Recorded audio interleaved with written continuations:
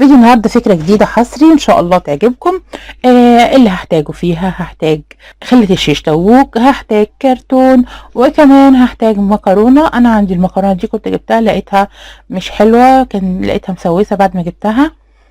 فطبعا مش هعملها للاكل، فبدل ما ارميها قلت اعمل بيها حاجة مع بعض، نعملها مع بعض ونشوف هنعمل فيها ايه. اول حاجه اعمل عندي هجيب واحده من المكرونه اللي عندي وهاخد السمك بتاعها على الكرتون. بس انا لما اجي اقص مش هقص بالطول، يعني شايفين هنا في خطوط بالطول، لا انا هقص خطوط بالعرض. انا عايزه منظر الخطوط اللي بالعرض اللي هو زي ما احنا شايفين ده، هو ده اللي انا هشتغل عليه، اللي انا هقصه يبقى دون واضح فيه.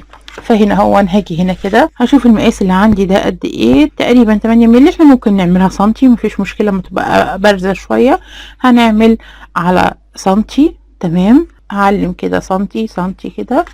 هاجي هنا كده وهبدأ هوصل الرسمة اللي عندي. انا ممكن احط المسطرة على طول وبالقطر اهي بقت عندي بالشكل ده.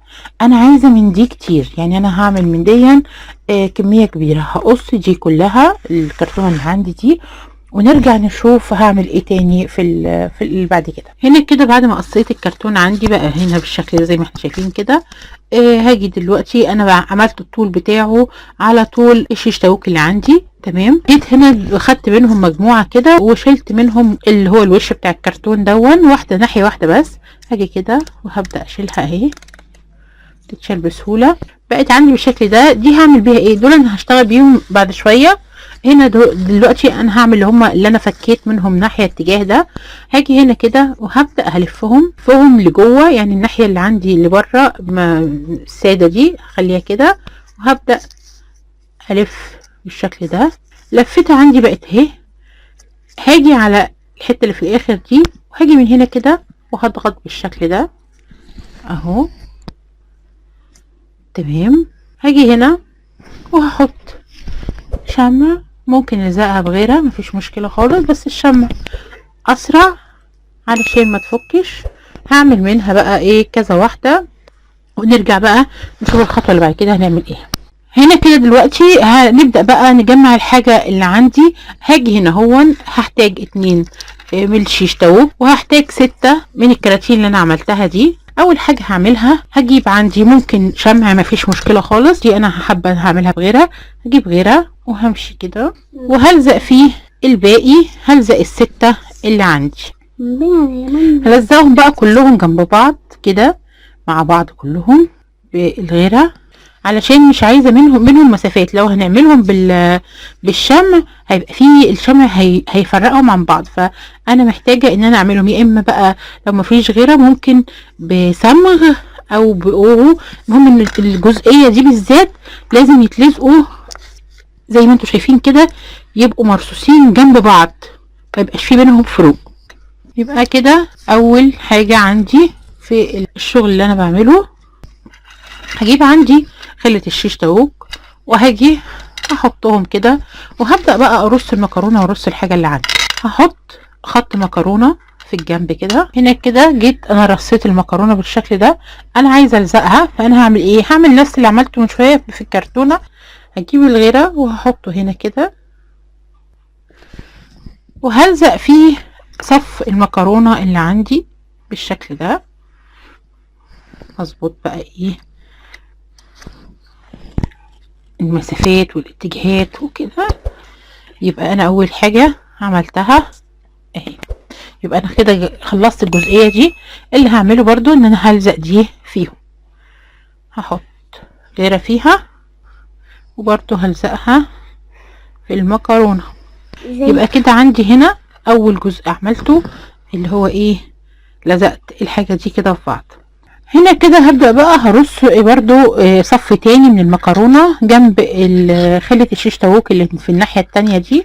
هجيب برضو الشيش طاووق وهحط غيرة فيه برضو من اوله لاخره كده، وهعمل نفس اللي عملته الناحية التانية. هلزقه في المكرونة هنا كده. لزقت دول مع بعض ودي كده. انا حطيت هنا 2 خلة شيش طاووق من فوق، يعني دي الجنب ده فيه 2 اهو. ايوه اهو زي ما احنا شايفين ده المنظر اللي عندي. هاجي هنا هجيب المكرونة وهبدأ هرصها بالشكل ده كده. هعمل هنا كده زي مثلثات كده، هفوت واحدة، هحط بص 3 جنب بعض، وبعد كده 2، وبعد كده واحدة اهي. تمام، هعملها بقى كلها كده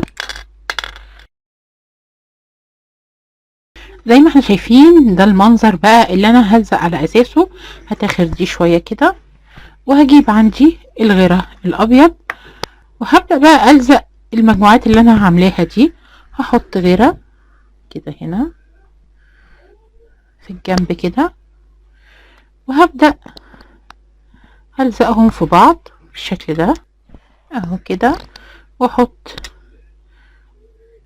احطهم كده. تمام، اهم حاجة عندي يبقى عاملة على حاجة ما يلزقش فيها، وانا ما يبدأ يمسك نفسه شوية هبدأ احركهم علشان ما يلزقوش. هعملها بقى كلها بنفس الطريقة، ونرجع نشوف بعد كده هنعمل ايه تاني. بقى عندي الجزء ده كده، دي اللي هما الشيش تاووك بيفكوا من بعض، فانا حطيت حته تيب هنا صغيره عشان تمسكهم عقبال ما ايه الحاجه عندي تنشف. يبقى انا كده الجزء ده خلاص. والجزء دون طول ما كل شويه احركه زي ما انتم شايفين علشان ما يلزقش في الجزء اللي تحت، عشان طبعا انا حاطه غيره كتير دلوقتي. يبقى انا عملت الجزئين دول كده زي ما احنا شايفين. اللي انا هعمله هجيب الكرتون اللي انا عملته زي ورقة الشجر كده دي او ورقة الورد دي، وهبدأ هحطهم هرصهم في الجزء اللي هنا ده كده. هحط غيرة فيهم، احط غيرة داير عشان هي هتلزق في كل الاتجاهات، يعني هتلزق من كل الاتجاهات دي بالذات يعني. وهبدأ احطها هنا كده. بصوا هتلزق في اللي ورا دي، اللي فوق دي كمان هنا دي. بس خلي دي دلوقتي عشان هحط غيرها في الباقي. ارصهم، هي هتاخد 4 زي ما احنا شايفين كده. ممكن احط كمان واحدة فوق يبقى هتاخد 5. هاجي بقى هحط في المكرونة اللي هنا دي، عشان دي هتلزق في الكرتون من هنا اهو. هظبط الجزء، هظبطهم من تحت عشان يبقوا الارتفاع بتاعهم مظبوط. المنظر اللي انا عملته ده طبعا هسيبه ينشف، وهعمل منه 3 كمان. انا هعملها ممكن مربعة، لو احنا بقى حابين ممكن نعمل 3 اضلاع بس، يعني يتعمل 3 او ممكن يتعمل 5 6 8 على حسب المنظر اللي احنا حابينه. فانا هنا انا هعملها 4 بس، فهعمل دي واحدة وهعمل 3 نفس المنظر بالظبط. وبعد كده نرجع نشوف الخطوة اللي جاية اللي بعد كده ايه، ونجمعهم مع بعض. بقت عندي بالشكل ده. الخطوة اللي عندي دلوقتي بصوا اهي بقت جامدة طبعا، كلها بالغيرة فجامدة جدا. اللي انا هعمله ان انا حابة ان انا اقص الجزء اللي فوق زي ده. انا هنا ظبطتها اهي، ونظبط معاكم واحدة ونشوفها هنعملها ازاي. طبعا انا عشان يتظبطوا انا هعملهم على بعض، انا هحطهم على بعض عشان تبقى نفس المقاس. هاجي هنا كده، ممكن نرسمها وبعد كده نقص. هعمل كده وهقص الحاجة اللي عندي بقت اهي. تمام كده. هعمل التانيين نفس الحكاية كده. انا خلصت الخطوة دي. الخطوة اللي جاية بقى هنبدأ ندهن، ونشوف بقى هندهن ازاي وهنعمل ايه. الخطوة اللي عندي دلوقتي خطوة الدهان. هجيب هنا الدهان دون اسمه اورا تلوينة بلاستيك، تعتبر قلم مية جميلة جدا. طبعا اشتغلت بيه كتير معاكم. العلبة دي ب7 جنيه، فطبعا مش غالية خالص وبتدي نتيجة جميلة جدا. هبدأ بقى ادهن. طبعا يستحسن سبراي، يعني لو في سبراي هنرش سبراي ونخلص الدنيا كلها هيبقى اسهل.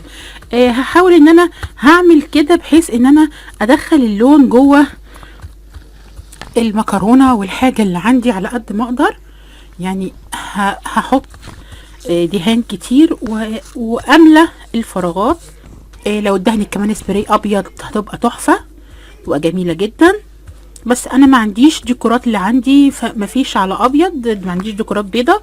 اجمعهم الاول بعد كده اعمل لهم التعتيق اللي عندي عشان لو في اي شمع يتدارى معايا. هاجي هنا هلزقهم بقى ايه، هقفلهم بشمع. هجيب عندي مسدس الشمع، هحط الشمع في الجزء اللي هنا ده على الخلة بتاعت الشيش تاووك من جوه مش من بره، عشان لو من بره هتبان، لكن انا كده ايه، انا عاملاها من جوه. همسكها شويه عشان ما تفكش. هاجي من جوه من هنا، هزود بقى من هنا شمع عشان نمسكها زياده في بعض. هجيب اللي بعد كده وهلزقها بنفس الطريقه. هحط شمع هنا وهجيبها برضو اللي بعد كده وهلزقها بنفس الطريقه.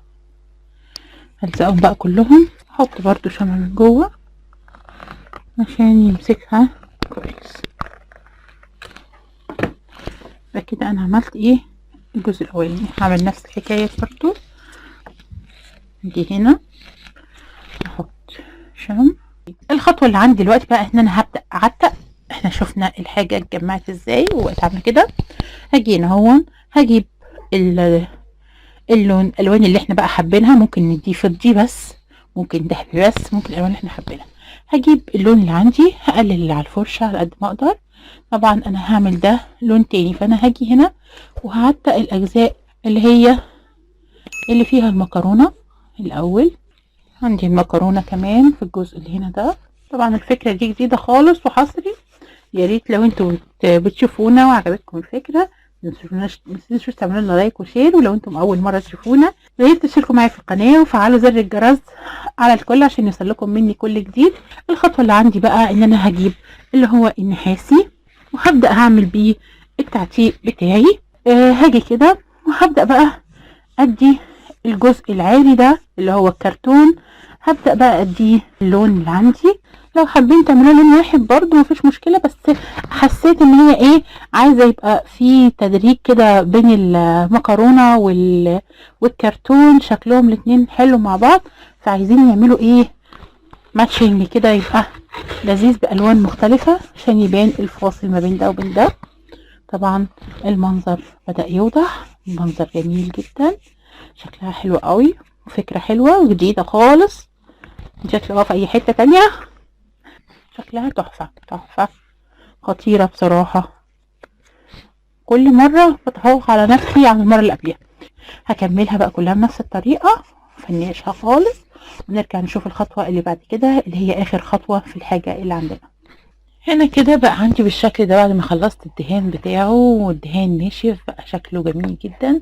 انا حابه بس ممكن ما نعملش الخطوه دي، بس انا حابه اعملها. انا هنا جبت ورنيش عادي زجاجي، او ورنيش خشب او ورنيش ماء، اي ورنيش.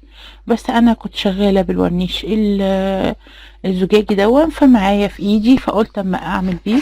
وهاجي هنا وهدي وش ورنيش للحاجة اللي عندي كلها، هتلمع وتحافظ عليها من العفار وتدي منظر حلو قوي. بصوا بتلمع اللمعة بتاعته، تدي منظر جميل جدا طبعا، وبتدي رونق للشغل بتاعنا.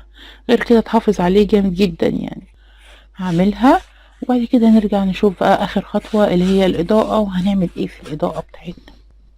دلوقتي اهي بقت عندي بالشكل ده كده زي ما احنا شايفينها كده تمام. انا حابه اعمل فيها اضاءه. احنا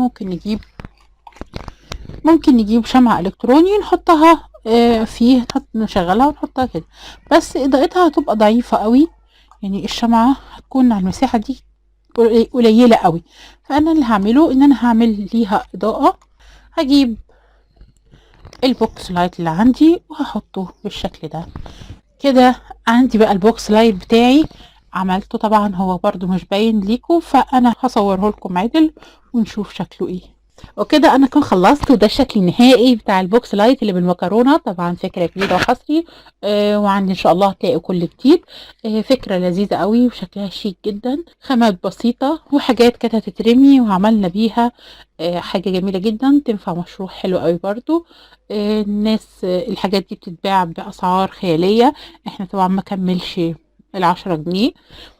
شكله شيك جدا. ويا رب تكون الفكرة عجبتكم والفيديو عجبكم. ولو عجبكم الفيديو ما تنسوش تعملوا لايك وشير للفيديو. ولو انتم اول مرة تشوفونا منوريني في القناة، ويا ريت تشتركوا معايا في القناة وفعلوا زر الجرس على الكل عشان يوصل لكم كل جديد من القناة، وكل الافكار الجديدة اللي بنعملها توصل لكم. ويا رب اكون دايما عند حسن ظنكم، واستنوني في فيديوهات تانية كتير جديدة ان شاء الله، واشوفكم في فيديو جديد، وسلام. ماما جميلة، أنت حلوة، أنت ما كنت جميلة، وإن شاء شاطرة. وانت جميل يا حبيبي والله، وانت كمان جميل يا حبيبي. مين بتعمل كده جميل؟ انت اللي جميل يا قلبي.